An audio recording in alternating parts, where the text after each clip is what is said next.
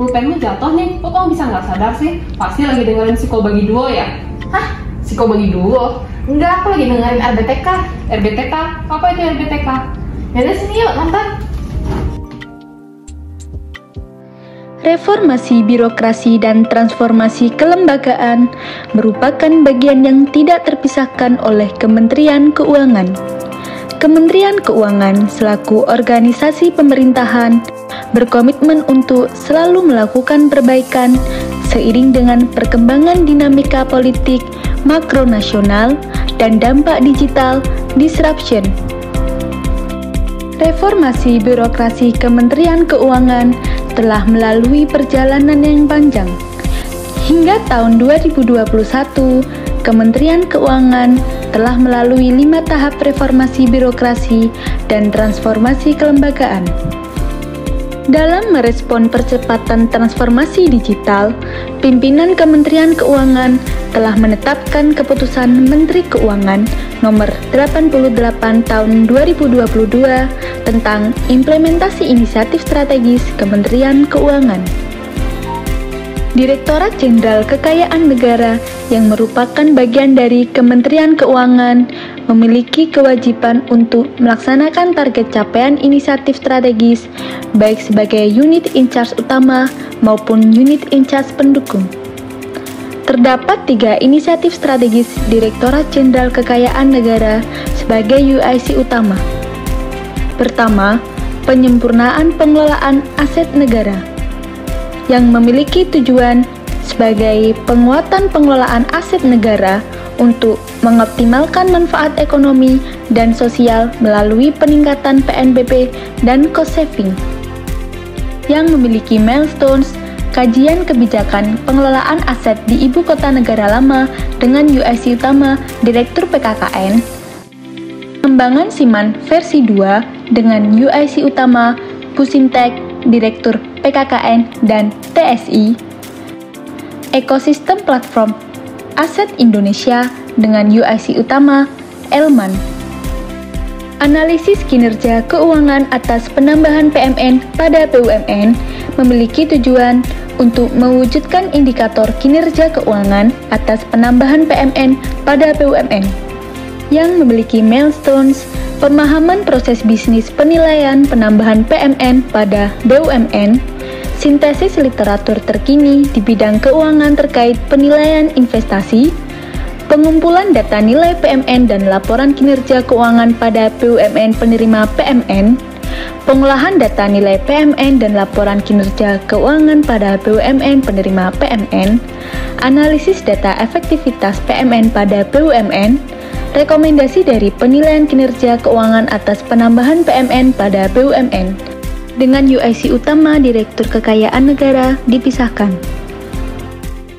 Penyusunan alat bantu penilaian pemanfaatan barang milik negara yang memiliki tujuan untuk mewujudkan optimalisasi pengelolaan kekayaan negara melalui peningkatan efektivitas dan efisiensi metode penilaian sewa BUMN berbasis data analitik yang memiliki milestones pemahaman proses bisnis penilaian, penyusunan atau penyempurnaan buletin teknis, pengumpulan dan penyiapan data dari marketplace dan pihak eksternal, pengumpulan dan penyiapan data dari sumber internal, pengolahan data dan modeling, penyempurnaan regulasi di bidang penilaian, penyusunan sistem aplikasi atau dashboard dengan UIC utama Direktur Penilaian.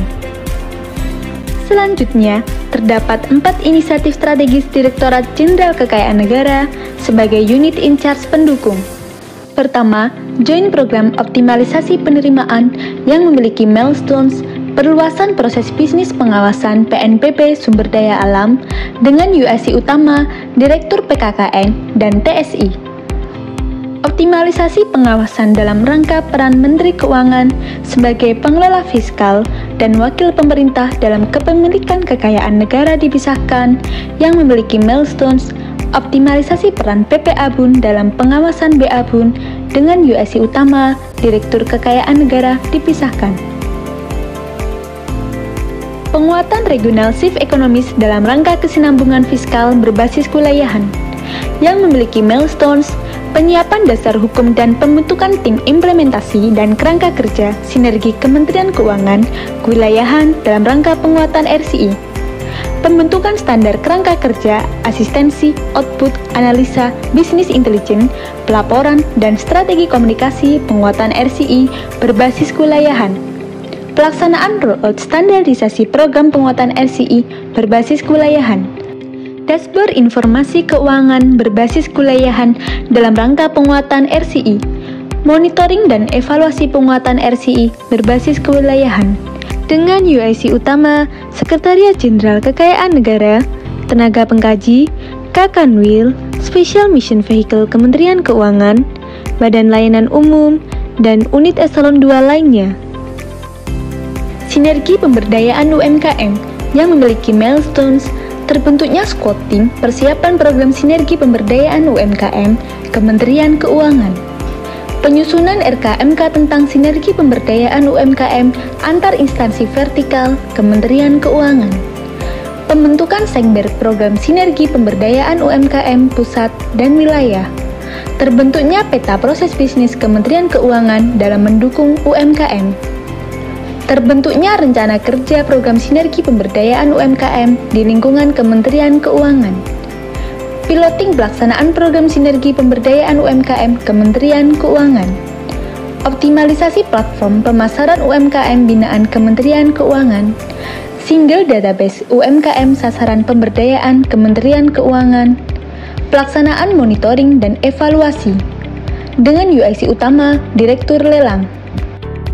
DJKN juga mendukung inisiatif strategis pada tema sentral yang meliputi penguatan budaya Kementerian Keuangan 1, kolaboratif ways of working, pengembangan organisasi sumber daya manusia dan kehumasan Kementerian Keuangan, layanan digital Kementerian Keuangan, penguatan implementasi pembelajaran terintegrasi dan manajemen pengetahuan Kementerian Keuangan untuk mewujudkan Kementerian Keuangan sebagai learning organization. Pemanfaatan emerging technologies dalam kegiatan pengawasan Itjen. Pengembangan enterprise arsitektur Kementerian Keuangan. Platform media analitik. Optimalisasi barang milik negara Kementerian Keuangan versi 2. Pengembangan dashboard profiling Kementerian Keuangan untuk meningkatkan kapasitas pengawasan internal.